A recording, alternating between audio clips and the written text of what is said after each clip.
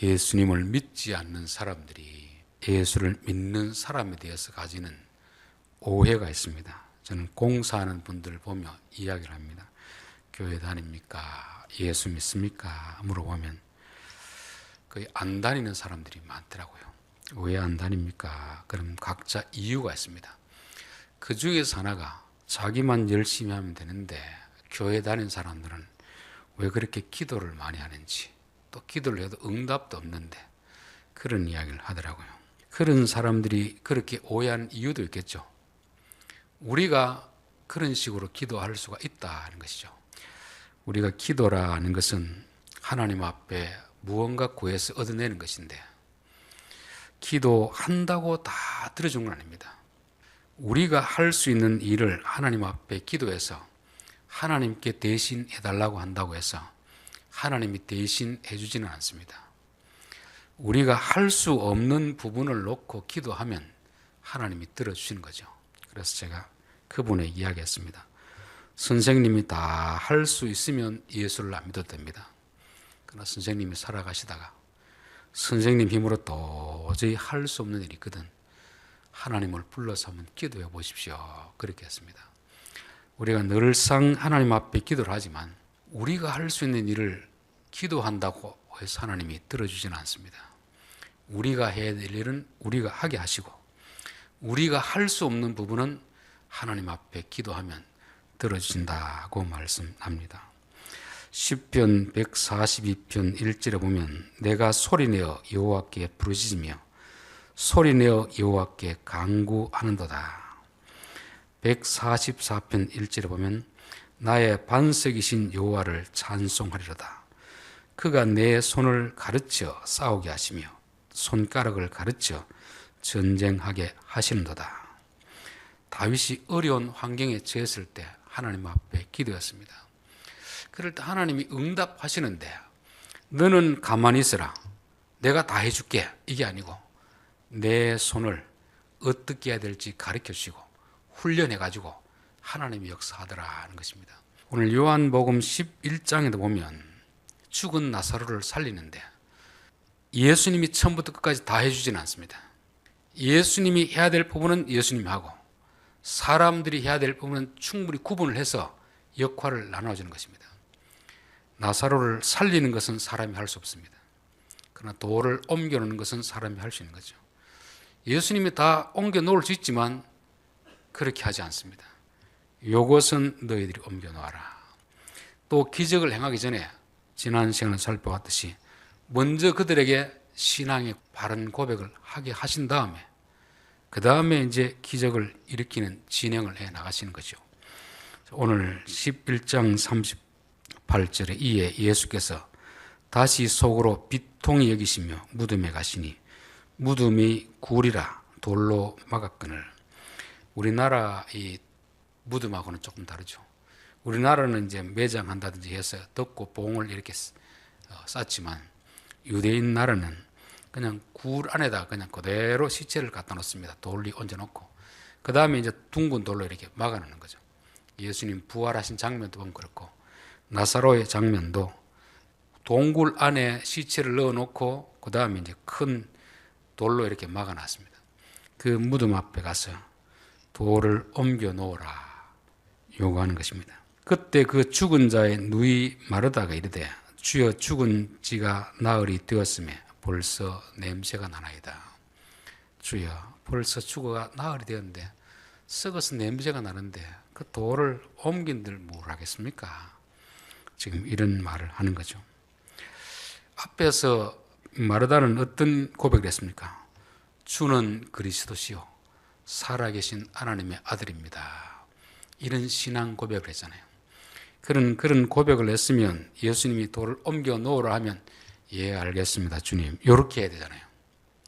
근데 앞에서는 주는 그리스도시요 살아계신 하나님의 아들입니다 했는데 막상 무덤 앞에 가서 돌을 옮겨 놓으라 하니까 주여 죽은 지가 나흘이 됐습니다.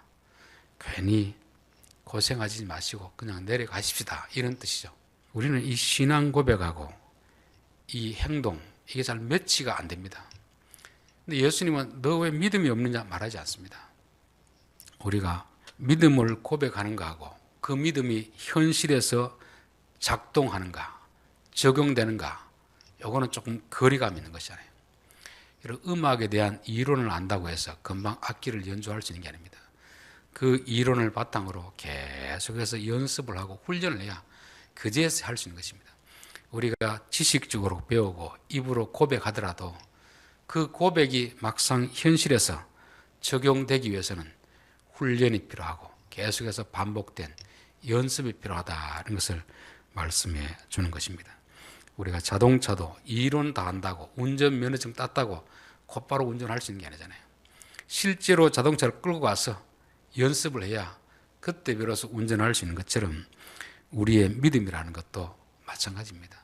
주여 믿습니다 고백하지만 막상 현실에 가면 그게 적용이 잘 안 됩니다. 하나님은 전능한 분이라고 믿지만 막상 우리가 어려움 일에 당하면 걱정하고 염려가 되는 것이 우리의 어떤 믿음의 상태 아닙니까? 믿는 것과 현실에서 그 믿음이 역사하는 것은 좀 간격이 있다는 것을 말씀하는 것입니다. 예수님은 본인이 친히 이렇게 옮겨줄 수도 있는데 사람들에게 옮기라고 한 것은 앞에서 서론에서 말씀드렸다시피 역할을 분명히 하는 것입니다. 죽은 자를 살리는 것은 사람이 할 수 없지만 돌을 옮기는 것은 너희들이 할 수 있지 않느냐. 돌은 너희들이 옮겨 놓으라. 그렇게 말씀하는 것입니다. 그래서 하나님이 어떤 일을 하실 때는 우리가 할 수 있는 일을 대신해 주는 분이 아닙니다. 우리가 할 수 있는 일은 우리로 하게 하시고 그 다음에 우리가 할 수 없는 일은 하나님 해주시는 거죠. 어릴 때 보면 애들이 학교에 숙제를 받아오잖아요. 그러면 부모가 다 해줍니까? 지가 해야 됩니까? 지가 하는데 도저히 어려운 부분은 부모가 조금 도와주는 것입니다. 만약에 아이를 사랑한다고 해서 너는 가서 놀아라. 부모가 다 해줄게. 그렇게 되면 숙제 내준 이유가 없습니다. 그렇게 되면 숙제는 해갔는데 아이의 실력은 잘하지 않습니다. 예수님이 다 해줘버리면 우리의 믿음이 자라지 않거든요. 그래서 믿음을 테스트하는 것입니다.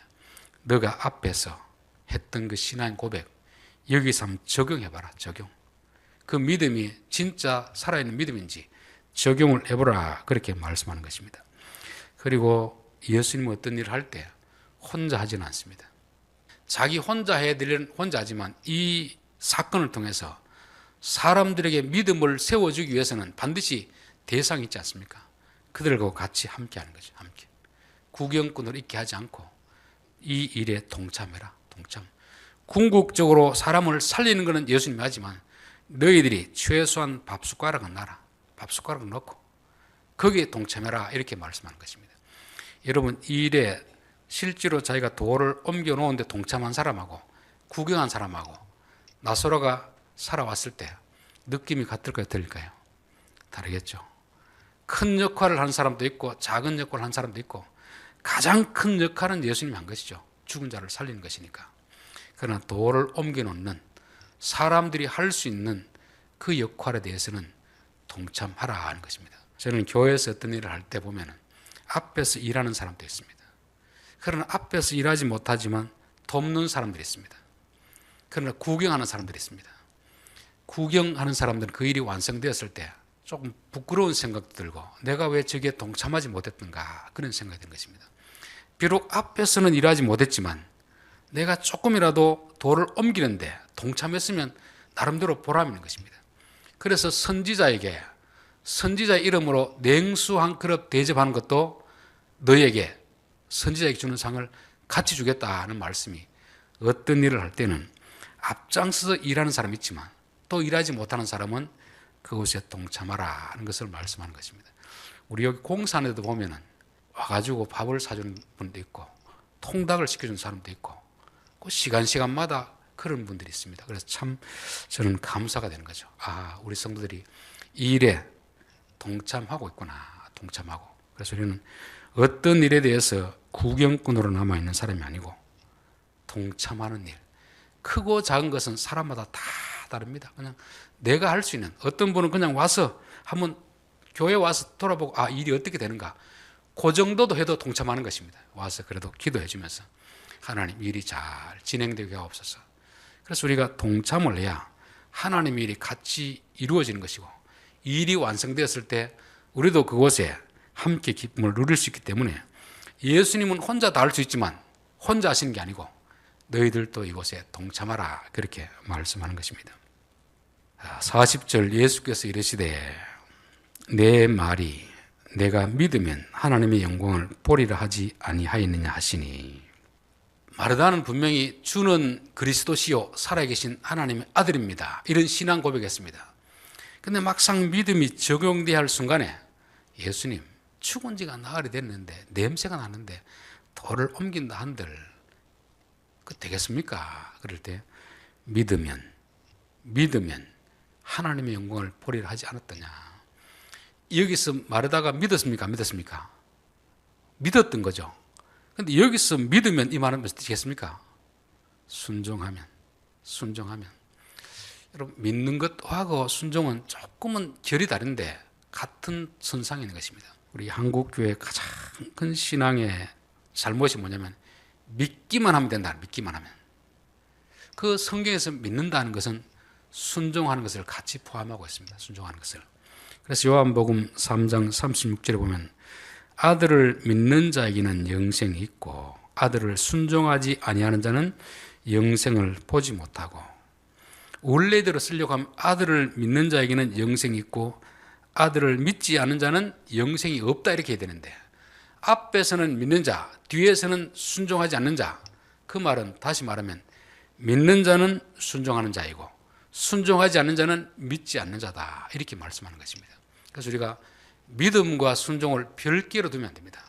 믿음이 시작으로 가면 그 믿음에서는 반드시 뭐가 나오냐면 순종이 나오게 되었습니다. 여러분, 저를 만약에 믿는다고 하면 제가 어려우니까 이게 좀 도와주십시오 하면은 언제까지 돈을 갚겠습니다 하면 빌려줄까요? 빌려줄까요? 믿으면 돈을 빌려주는 거죠. 믿는데 돈은 못 빌려주겠습니다. 이거는 안 믿는 것입니다. 예수님을 믿으면 예수님이 하는 일에 순종하는 것이 이게 진짜 믿음인데, 우리는 자꾸 믿음 따로 순종 따로 믿기만 하면 됩니다. 이게 듣기는 좋은데 이게 아주 위험한 가르침입니다. 믿음의 순종이 따라가는 것이 바른 믿음이고, 그건 크고 작은 믿음의 분량은 있지만 그 믿음의 분량에 맞는 순종을 요구할 때는 순종해야 되는 것입니다. 아브라함이 왜 이삭을 바치겠습니까? 하나님을 믿었기 때문에 바치는 거죠. 안 믿었으면 못 바치는 것입니다. 아브라함이 이삭을 바쳤다는 것은 하나님을 믿었습니다. 하나님이 뭘 믿었습니까? 하나님이 신실하신 분이다. 큰 민족을 이루어 준다고 하신 약속을 지킬 것이다. 이걸 믿었습니다. 하나님은 거짓말하는 분이 아니다. 큰 민족을 이루어 준다고 약속했는데 지금 죽이라고 하고 그러면 죽여도 다시 살려줄 것을 믿었습니다. 즉 믿음은 순종으로 나타나는 것입니다. 순종이 되어야 하나님의 역사를 볼 수 있다는 것을 말씀하는 것이죠. 그래서 우리는 내가 믿는 믿음이 순종으로 나타나는가, 순종으로 나타나지 않는가, 우리는 참 기적을 경험하기를 많이 원합니다. 하늘에서 만나가 내리는 기적을 경험하기를 원하는데, 중요한 것은 하나님이 광야로 가라고 할 때 광야를 가지 않습니다. 하늘에서 내리는 만나는 광야에 가야 내리는데 그곳에는 가기 싫고 지금 여기서 만나를 내려주십시오 하거든요. 그러니까 만나가 내리는 경험하지 못하는 거죠. 아브라함에게 고향을 떠나라고 하면 떠나야 하나님이 역사하는 걸 볼 수 있는데 떠나지 않겠습니다. 그러면 말로 믿는다고 해서 하나님의 역사를 경험하지 못하는 것입니다. 믿음은 눈에 보이지 않지만 그 믿음은 순종으로 나타나는 것입니다. 우리의 삶에서도 내가 믿음이 큰지 적은지, 믿음이 있는지 없는지는 하나님이 우리에게 어떤 요구를 하실 때 내가 순종하는지 안 하는지. 근데 그 쉬운 건 아닙니다. 오늘 뭐 가서 농사 밭에 가서 일하라, 그건 누가 못 하겠습니까? 안 해도 갈 수 있는데 내가 하기 어려운 부분들 그분이 내게 요구할 때, 예, 알겠습니다. 하나님이 하신 말씀이라면 믿겠습니다. 믿고 순종하겠습니다.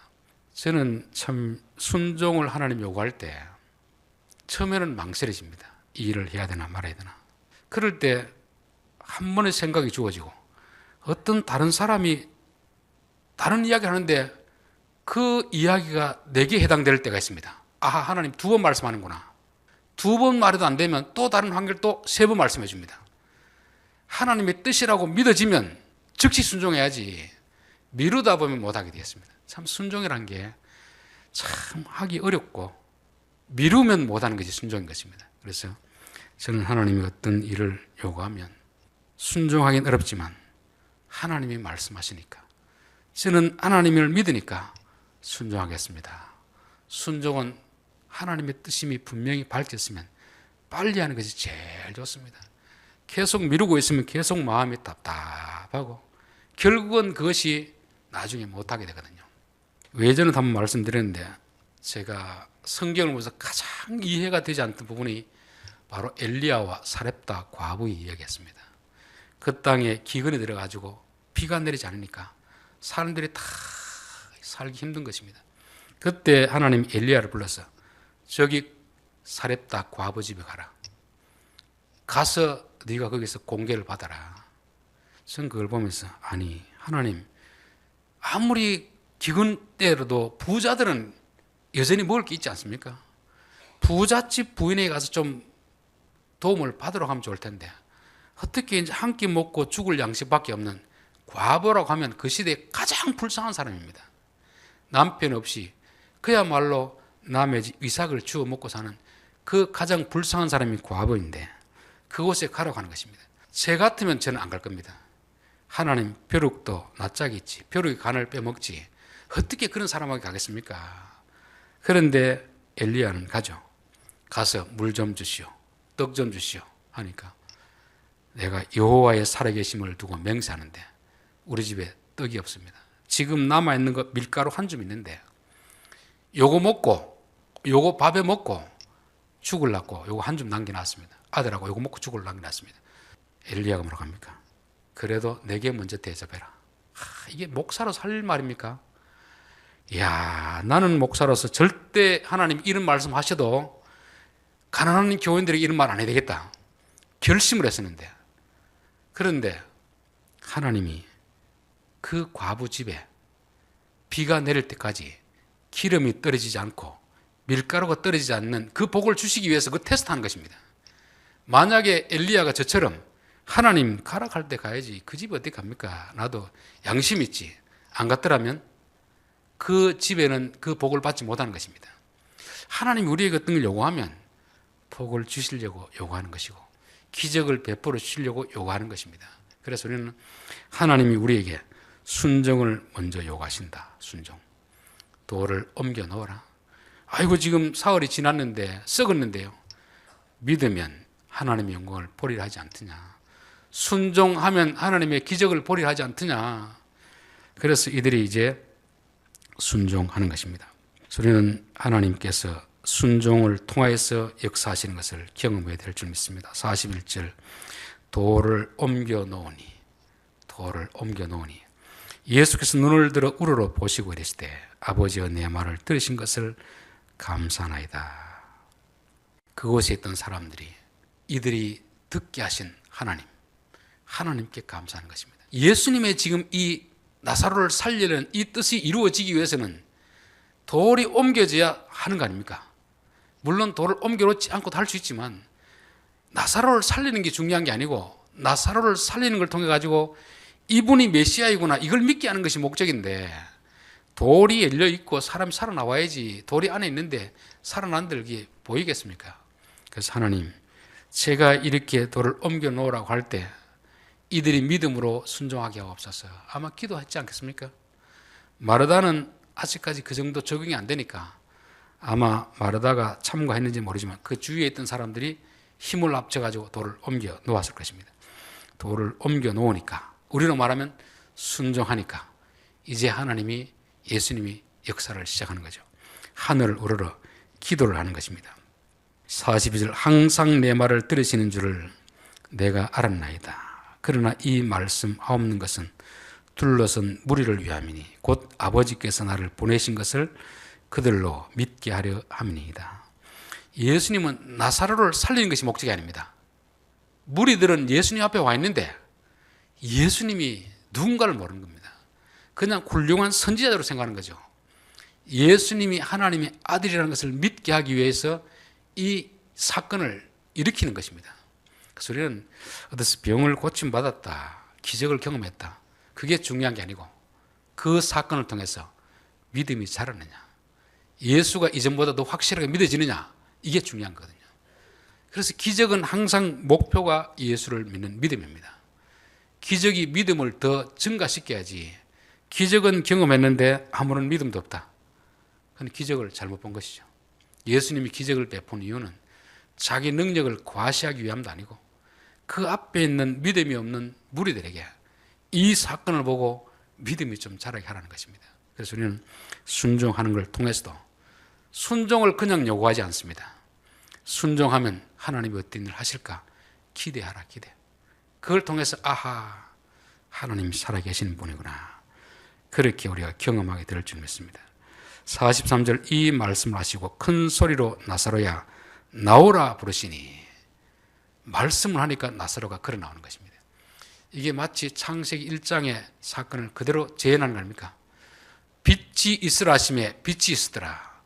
물과 물이 나뉘으라니까 나뉘어지더라. 그건 누구만 할 수 있는 것입니까? 창조주 하나님만 할 수 있는 거죠. 아, 이분은 단순히 사람이 아니구나, 하나님과 동등하신 분이구나, 이걸 지금 보여주는 것입니다. 죽은 자가 수족을 배로 동인 채로 나오는데 그 얼굴은 수건에 쌓였더라. 예수께서 이르시되 풀어놓아 다니게 하라 하시니라. 이 나사로의 부활은 예수님의 부활을 예표하는 사건입니다. 그런데 나사로의 부활과 예수님의 부활은 확연히 다른 거죠. 나사로는 부활했지만 다시금 죽을 인생입니다. 그러나 예수님은 부활하고 신령한 몸으로 부활해가지고 승천하잖아요. 그러니까 이 나사로의 부활은 예표, 모형, 예수님의 부활은 실체인 거예요. 실체. 예수님의 부활은 우리가 장차 부활할 때 진짜 그런 몸으로 된다는 것이고, 이것은 좀 예표적인 그런 성격이 있습니다. 요한복음 20장 6절에 보면 시몬 베드로는 따라와서 무덤에 들어가 보니 세마포가 놓였고 또 머리를 쌌던 수건은 세마포와 함께 놓이지 않고 딴 곳에 쌌던 대로 놓였더라. 예수님이 부활할 때하고 나사로가 부활할 때는 죽었다가 살아나는 것 같은데, 나사로는 여전히 그 몸을, 시체를 둘둘 감고 있는 거잖아요. 이게 그대로 있는 상태로 일어나는 것입니다. 근데 예수님은 그거는 따로 다 이렇게 다 기해 놓은 거죠. 포개 놓은 거죠. 예수님 몸만 싹 빠져나간 것입니다. 그래서 이걸 통해서 아, 나사로의 부활과 예수님의 부활은 조금 차이가 있구나. 이거는 예표적인 것이다. 예표적인 거. 실제는 예수님의 부활이다. 예수님의 부활을 믿게 하기 위해서 1차적으로 예표를 보여주는 것입니다. 우리가 모델하우스를 짓는 이유는 왜 짓습니까? 실제 아파트가 지어지기 전에 이 아파트가 지어지면 이렇습니다 하는 거 아닙니까? 그런데 실제 아파트가 지어지면 모델하우스는 어떻게 하는 거죠? 다 없애버리는 거죠. 왜? 실제가 더 좋기 때문에. 그 모델하우스는 실제의 것을 모형적으로 만들어 놓은 것입니다. 그것도 콘크리트가 아니고 나무로 다 만들어 놓은 겁니다. 모양 같은데 재질은 틀린 거죠. 그래서 나사로의 부활과 이 예수님 부활은 다르다 하는 것입니다. 우리가 이제 이 사건을 잘못 오해하면 어떻게 되냐면은, 아, 예수님이 기도하니까 죽은 자도 살아나는구나. 그러면 우리도 오늘날 예수의 이름으로 기도하면 죽은 자도 살아나겠네. 이런 생각하면 될까요, 안 될까요? 물론 바울도 베드로도 죽은 자를 살렸습니다. 물론 요즘도 뭐 그렇게 살아나는 경우는 있을 수 있겠죠. 그러나 이것은 예수님의 부활을 예표하는 사건이기 때문에, 예수님이 부활했으면 이것은 모형적으로 모델하우스 같은 거기 때문에 다 없애버리는 것입니다. 그래서 성경에 나오는 어떤 한 사건을 보고 그때 일어났으니까 지금도 일어날 것이다, 이렇게 생각하면 우리가 성경에 오해하는 거죠. 홍해를 가르는 사건, 그때 일어났다고 해서 지금도 바다에 가서 지팡이를 치면서 갈라지겠습니까? 안 갈라지는 거죠. 왜냐하면 홍해는 예표입니다. 예표. 세례 받는 것을 예표적으로 보여주는 것이거든요. 실제로 세례 행위가 있으면 이제는 예표는 더 이상 있을 수가 없기 때문에 예표는 다시금 반복되지 않는다 하는 것입니다. 이것을 우리에게 이제 현실적으로 적용해 보면, 분명히 예수님은 살렸는데 뭐라고 합니까? 풀어놓아 다니게 하라. 풀어놓아. 예수님은 살려놓는 데까지만 살려놓고 이제 너희들이 해야 된다. 이 사람이 몸을 감고 있는 이 수건들 너희들이 풀어주라. 예수님 다 할 수 있습니다. 다 할 수 있는데 그건 안 하는 거예요. 살리고 죽이고는 우리가 할 수 없기 때문에 예수님이 해주는데, 이제 살아난 사람, 이 수건들, 몸에 동기고 있는 이런 것들은 너희들이 풀어주라는 것입니다. 너희들이 이 일에 동참하라 하는 것을 말씀하는 거죠. 이거는 오늘 우리에게는 영적 교훈으로 보면, 우리가 예수를 믿는다는 것은 죽었던 자가 살아나는 거 아닙니까? 죽었던 자가 살아나는 것이지만 여전히 우리 몸에는 몸을 칭칭 감고 있는 이런 수건이 있습니다. 이것을 누군가는 풀어줘야 되는 거죠. 예수님이 풀어주는 것이 아니고 다른 사람이 풀어줘야 됩니다. 우리 안에 있는 것도 그렇고, 우리 안에 있는 것도 다른 사람이 풀어줘야 되는 것이고, 다른 사람에게 얽매여 있는 것도 우리가 풀어줘야 된다는 것을 말씀하는 것입니다. 마태복음 18장 18절에 보면 진실로 너희에게 이르노니 무엇이든지 너희가 땅에서 매면 하늘에서도 매일 것이요 무엇이든지 땅에서 풀면 하늘에서도 풀리리라. 예수는 믿었는데 지난날 예수 믿기 전에 받았던 상처가 그대로 있으면, 이게 풀어지지 않으면 예수 믿고 나서도 그 상처 때문에 발목이 매여가지고 한 걸음도 못 나가는 것입니다. 예수님이 우리를 살려주시고 구원해 주신 이유는 뭐겠습니까? 이제는 죄의 종이 되지 말고 자유롭게 살아라. 자유롭게 살라고 해서 그냥 방종하라는 말이 아닙니다. 죄를 지으라는 말이 아닙니다. 외전에는 죄의 종으로 살았지만 이제는 그 발목의 사슬을 걷어내라. 너 스스로 못 걷어내면 남에게 도움을 청해서 걷어내라는 것입니다. 예수 믿으면 자유를 누려야 됩니다. 자유. 여러분, 남들을 보면 미운 생각이 있을까요? 없을까요? 우리를 힘들게 하는 사람이 있으면 미운 생각이 있죠. 그거 걷어내라. 그거 안 걷어내고 있으면 너는 여전히 구원받은 자이지만 구원의 자유를 누리지 못하고 산다. 옛날 내가 어릴 때 받았던 상처, 부모에게 받았던 상처, 이런 상처들 좀 걷어내라. 서로 거두어주고 풀어주고 하라. 그래서 좀 자유롭게 살라는 것입니다. 우리는 예수를 믿었는데, 예수를 믿긴 믿었는데 여전히 우리 안에 쓴뿌리가 남아있습니다. 여전히 죄성이 남아있는 거죠. 여전히 남에 대한 원한이 남아있는 거죠. 그거 좀 풀어내면 안 되겠느냐. 예수님이 풀어주는 게 아니고 너희가 스스로 풀어주라. 너희가. 그래서 주기도문을 보면은 우리에게 죄 지은 자를 우리가 용서해 준 같이 우리 죄를 용서해 주십시오. 우리에게 죄 지은 자에게 우리가 계속 원한을 품고 있으면 우리가 스스로 그 수건에 매여 칭칭 감겨 있는 상태 아닙니까? 우리가 풀 수 있는 건 풀고 우리가 못 푸는 것은 다른 사람이 풀어달라고 용서를 빌어라. 그러면 하나님께서 해주겠다 하는 것입니다. 그래서 우리는 구원을 받았는데 하나님 왜 내가 자유롭지 못합니까? 누구 때문에 자유롭지 못합니까? 아직도 내 눈을 감고 있는 이 편견이 있습니까? 왜 상처가 있습니까? 원한이 있습니까? 주여, 이것 좀 풀어주십시오. 다른 사람이 좀 풀게 해주십시오. 나도 다른 사람의 것을 풀어주고 다른 사람도 나의 것을 풀어주게 하옵소서. 그래야 예수 믿는 사람은 자유롭게 살아갈 수가 있습니다. 그래야 예수님이 주시는 은혜를 받게 되는 거 아닙니까? 몸은 살았는데 눈이 지금 다 감겨 있습니다. 수건으로 칭칭 감겨 있습니다. 밖에 나와도 빛은 못 보는 것입니다. 팔다리가 다 이렇게 감겨 있으니까 자유롭지 못하는, 걸어 나오는데 눈도 안 보이고 손도 쓸 수 없고 구원은 받았는데 그냥 시체 다니는 것처럼 그냥 다닐 수밖에 없는 거죠. 예수님은 우리로 하여금 내가 너희를 살려놓았으니까 이제는 서로 풀어주고 풀고 그렇게 좀 자유롭게 살아라, 그렇게 말씀하는 것입니다. 결론입니다. 예수님이 기적을 베푸실 때 우리에게 이 돌 좀 옮겨놔라. 이 돌. 우리에게 요구하는 것이 있습니다. 하나님이 기적을 베푸시기를 원하는데 이것 때문에 기적을 못 베푸는 게 있다는 것입니다. 그럼 우리에게 돌은 뭘까? 이건 사람마다 다 다른 거죠. 하나님이 역사해야 되는데 역사하지 못하게는 내게 있는 이 돌은 뭡니까? 믿음으로 이 돌을 옮기게 하옵소서. 그리하여 순종하면, 믿으면 하나님의 영광을 보리라 하지 않느냐. 하나님은 우리가 해야 될 일을 대신해 주지 않습니다. 믿음으로 순종하면 하나님의 영광을 보여주는 거죠. 힘써 돌을 옮겨놨는데 근데 못하겠다, 이런 예수님은 없습니다. 우리가 힘써 순종했는데, 쉽지 않는 순종을 했는데 그래 잘했다 끝, 이게 아닙니다. 순종을 요구하실 때는 반드시 하나님의 다른 계획이 있거든요. 영광을 보여주는 그런 계획이 있기 때문에 힘들지만 믿고 순종하면 하나님께서 기적을 베풀어 주시는 것입니다. 저는 우리 성도들이 하나님이 말씀하시면 현실을 보면 순종할 수 없지만 예수님을 보고 믿음으로 반응하면 하나님의 역사를 볼 수 있다는 것입니다. 그리고 구원의 기쁨, 그걸 누리기 위해서는 수건, 나를 칭칭 감고 있는 이 옛날 어떤 상처들, 열등감들, 원한들, 이걸 다 풀어내야 됩니다. 내 스스로 풀 수 없으면 다른 사람에게 도움을 청해서로 풀어야 우리가 예수님 사람으로서 자유를 누리게 될 줄 믿습니다. 기도하겠습니다. 하나님 아버지, 우리가 이 땅에 살아가면서 하나님의 역사를 좀 경험하고 싶은데 말로는 믿는다고 고백하는데 정작 그 믿음이 우리의 현실에서 작동하지 않을 때가 많이 있습니다.